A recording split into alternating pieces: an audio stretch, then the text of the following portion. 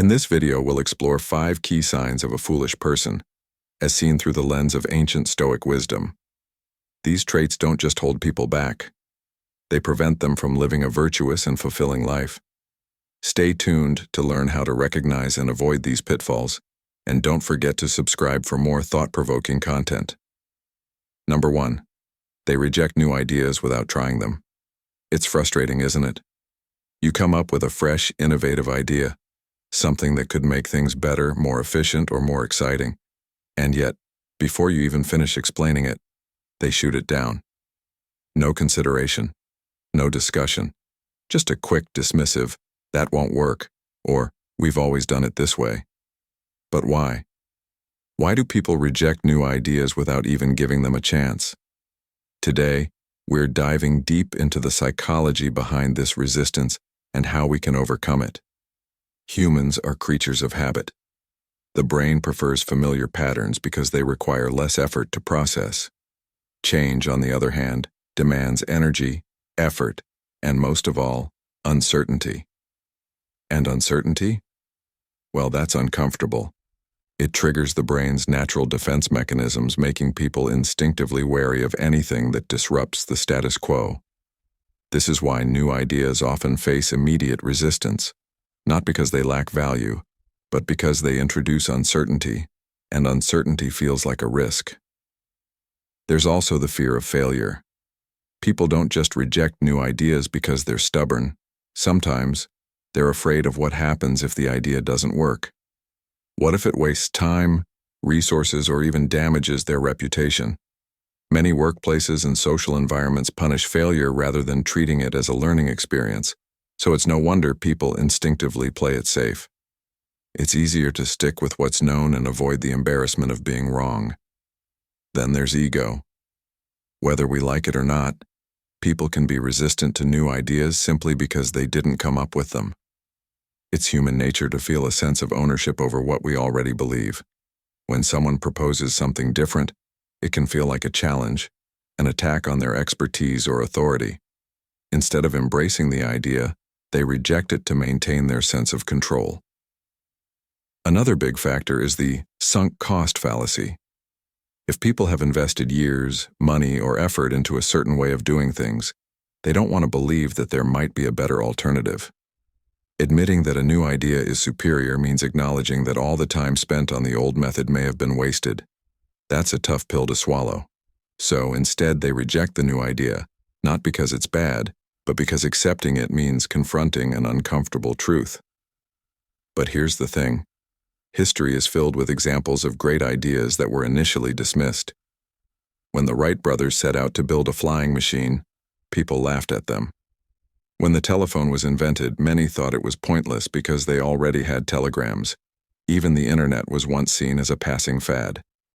The world changes because of the people who refuse to give up on new ideas, even when others reject them. So, what can we do about it? How do we get people to be more open-minded and at least try something before shutting it down? The key is in how we present new ideas. Instead of demanding immediate change, we should frame our ideas in a way that reduces fear. People need to see a low-risk way to experiment. If they can try something without fully committing, they're more likely to consider it. Another strategy is to relate the new idea to something familiar. If people can see a connection between your idea and something they already trust, they'll be less likely to reject it outright. You can also address their concerns before they bring them up, acknowledge the risks, but also highlight the potential rewards. Most importantly, don't get discouraged. Just because your idea is rejected today doesn't mean it's a bad idea. Some of the best ideas in history were turned down multiple times before they changed the world. Keep refining your pitch, keep improving your approach, and most of all, keep believing in your ideas. Because if you don't, who will? Number 2, they think being mean makes them smart. Some people have a strange idea about intelligence. They think that being mean, sarcastic, or condescending somehow makes them appear smarter. You've probably met people like this, the ones who belittle others in conversations, dismiss opinions with a smirk, or use sharp words as weapons. They confuse cruelty with cleverness, assuming that if they can cut someone down, it must mean they stand taller. But does being mean actually make someone smart? Or is it just a way to mask insecurity and a lack of true intellectual depth? Genuine intelligence isn't about how well you can insult someone. It's about understanding, curiosity, and problem-solving. True intellectual strength comes from being able to explain complex ideas in a way that others can grasp, not from making them feel small for not knowing something.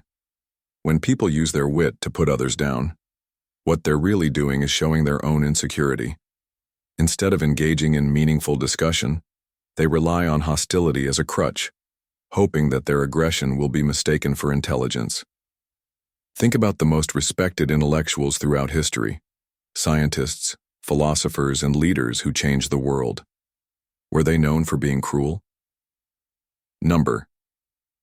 They were known for their curiosity, their ability to listen, and their willingness to engage with different perspectives. The truly intelligent don't waste time trying to make others feel inferior because they recognize that knowledge is something to be shared, not hoarded as a tool for social dominance. Being mean also shuts down opportunities for learning. When someone approaches a conversation with arrogance and cruelty, they close themselves off to new information. Instead of engaging in a productive exchange of ideas, they create a hostile environment where people are too afraid to question or challenge them. This limits their growth because real intelligence isn't just about knowing things, it's about being open to new ideas and willing to change perspectives when presented with better evidence. Another problem with the meanness equals intelligence mindset is that it alienates people. No one likes to be around someone who constantly criticizes and belittles them.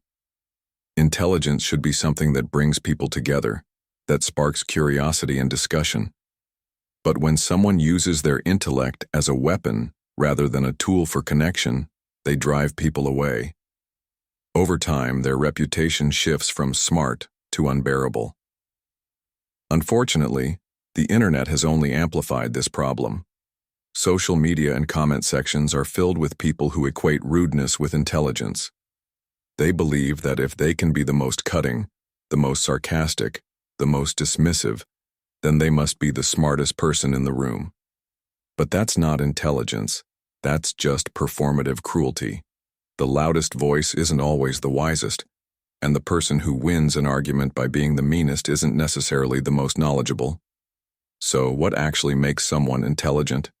It's not about how many big words they can throw into a sentence or how many people they can humiliate in a debate. Real intelligence is about comprehension, empathy, and the ability to communicate effectively. It's about being curious enough to keep learning, humble enough to accept when you're wrong, and strong enough to lift others up instead of tearing them down. If you want to be truly intelligent, don't waste your energy trying to make others feel stupid. Instead, focus on learning, growing, and encouraging those around you to do the same. Intelligence isn't about standing above others. It's about bringing people together through knowledge, understanding, and respect. So the next time you encounter someone who thinks being mean makes them smart, just remember, true intelligence speaks for itself, and it doesn't need cruelty to prove its worth. Number 3, they can't admit when they don't know something. There are people who pride themselves on knowledge, on always having the answer, and on never appearing uncertain. He was one of those people. If someone asked him a question, he answered with confidence, even when he wasn't entirely sure. To admit ignorance felt like a weakness, an unbearable dent in the image he had carefully built over the years. He would rather stumble through an explanation, weaving half-truths with conviction, than simply say, "I don't know." It wasn't that he wanted to deceive. No, that wasn't it at all. Deep down, he convinced himself that if he spoke with enough certainty, if he framed his response just right, he could somehow turn uncertainty into truth. But over time, this habit became a trap. The fear of exposure, of someone challenging him, of someone catching him in a falsehood, gnawed at him. Conversations became exhausting, requiring constant vigilance to ensure his words aligned with the image he projected. He wasn't just answering questions anymore. He was performing. It had started innocently enough, maybe as a child, when he answered a question in class with total confidence, only to have the teacher nod approvingly. That moment of validation stuck with him, reinforcing the belief that being right, or at least seeming right, was more important than learning. Over the years, this belief hardened. He could no longer distinguish between knowledge and the mere appearance of knowledge. When discussions turned to politics, history, science, or philosophy, he spoke as if he had studied each subject extensively, as if his words were drawn from deep wells of expertise, and when someone corrected him, he didn't reconsider his stance. He doubled down, arguing his point even when the ground beneath him was crumbling. He'd rather fight to the bitter end than admit he had been wrong. But why? Why did those three simple words, "I don't know," feel so impossible to say? Pride played a role, certainly. No one wants to seem ignorant, especially in a world that rewards quick wit and sharp intellect. But for him, it was something deeper. Admitting he didn't know something felt like an unraveling, a crack in the foundation of the identity he had spent years constructing. If he admitted he didn't know one thing, what else didn't he know? What if people started to question all the things he had ever claimed? What if, beneath the surface, he wasn't as intelligent as he thought he was? The idea terrified him, and so he maintained the illusion, hoping that if he kept going, no one would ever see through it. But illusions are fragile things. The cracks inevitably began to show. Friends grew weary of his stubbornness, of the way he always had an answer, even when it was clear he was grasping at straws. Colleagues stopped asking for his input, sensing that he cared more about being right than being accurate.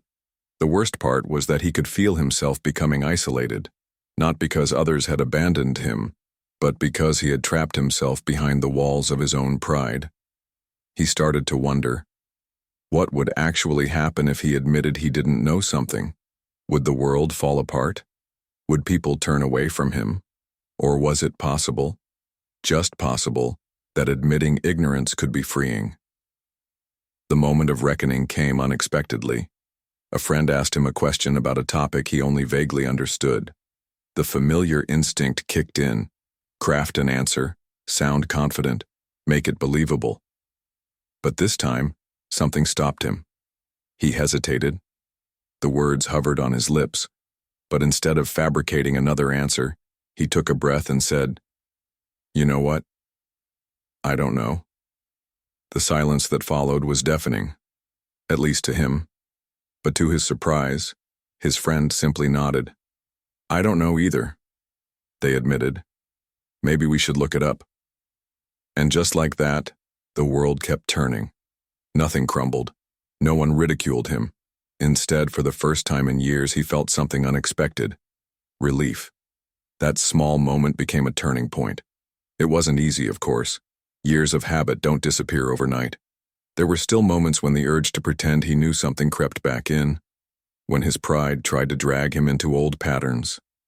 But now, he understood something he never had before.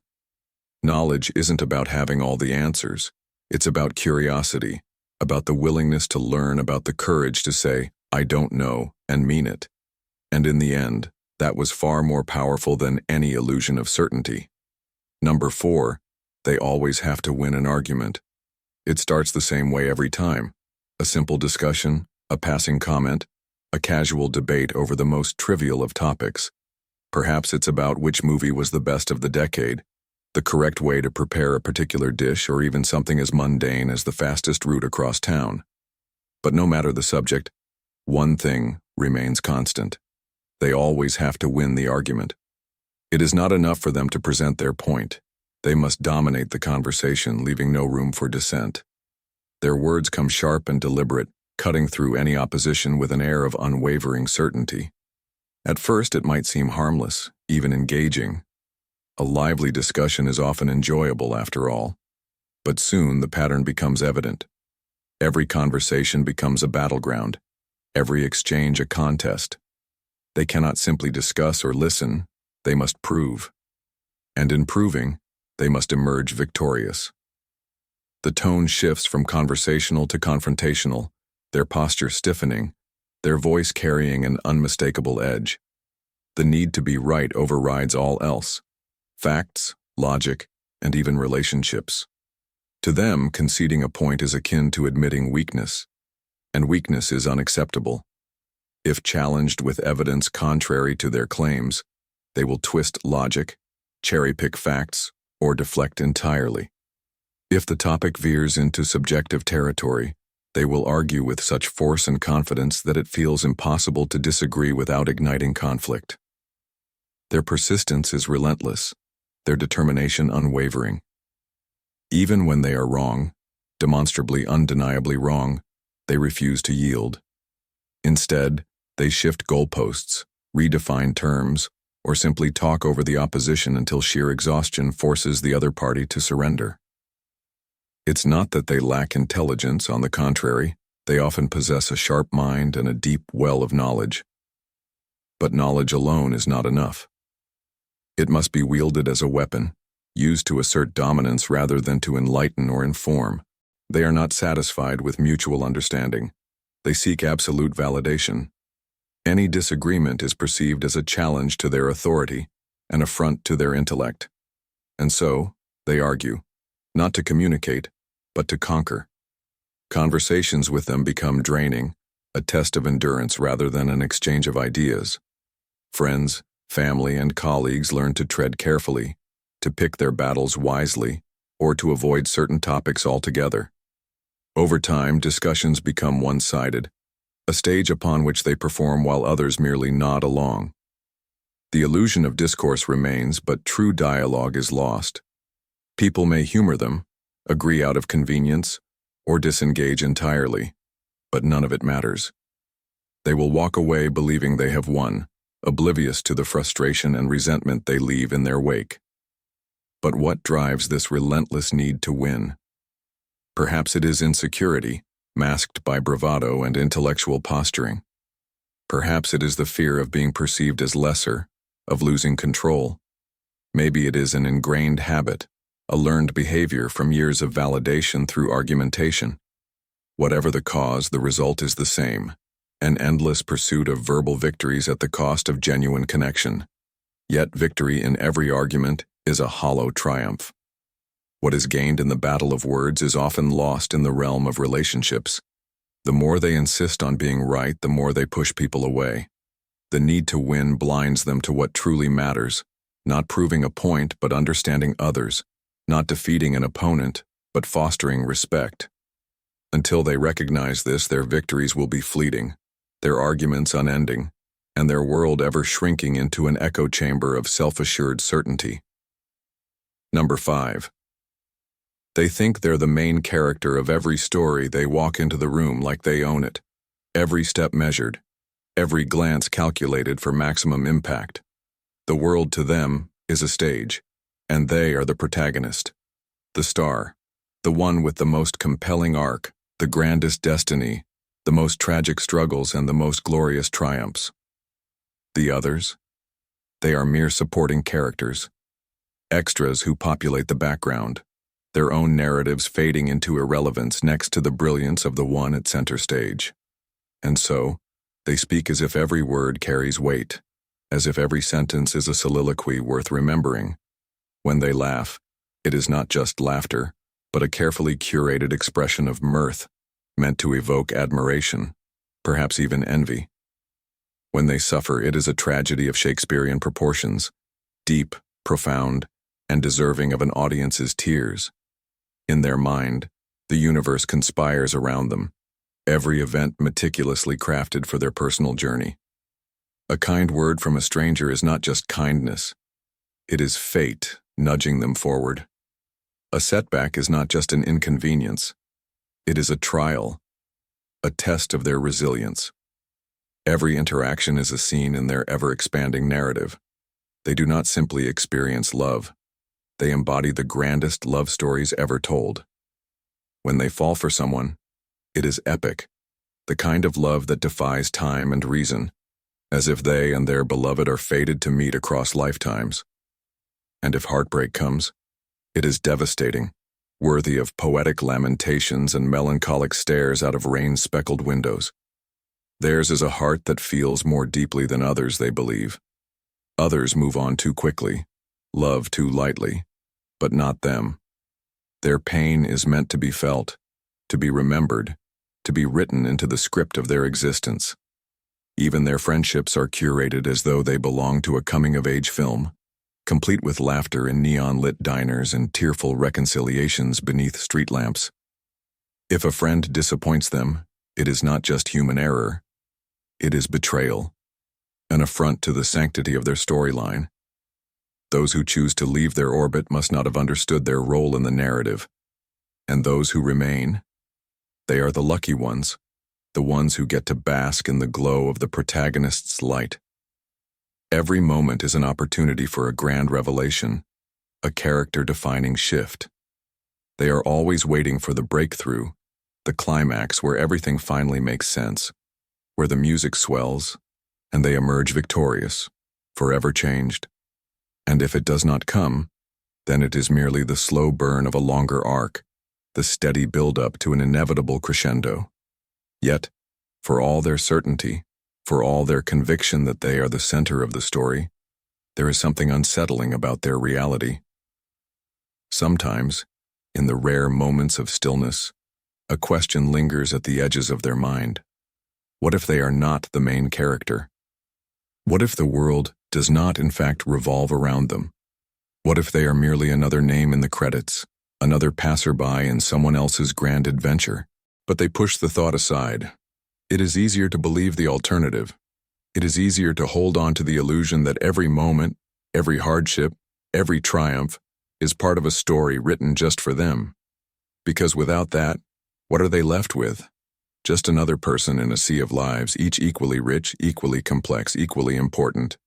And that, perhaps, is a reality too difficult to accept. So they walk into another room, another scene, another chapter. The story must go on after all. And they will always be its hero. Now that we've explored these 5 signs of a stupid person through the lens of Stoic philosophy, it's important to remember that Stoicism isn't about labeling or judging others. It's about self-reflection and growth. We all have areas where we can improve, and understanding these traits allows us to recognize them, not just in others, but within ourselves. The Stoics teach us to focus on our own actions to stay grounded and to cultivate wisdom and virtue. So, instead of pointing fingers, let's strive to be the best versions of ourselves and encourage others to do the same.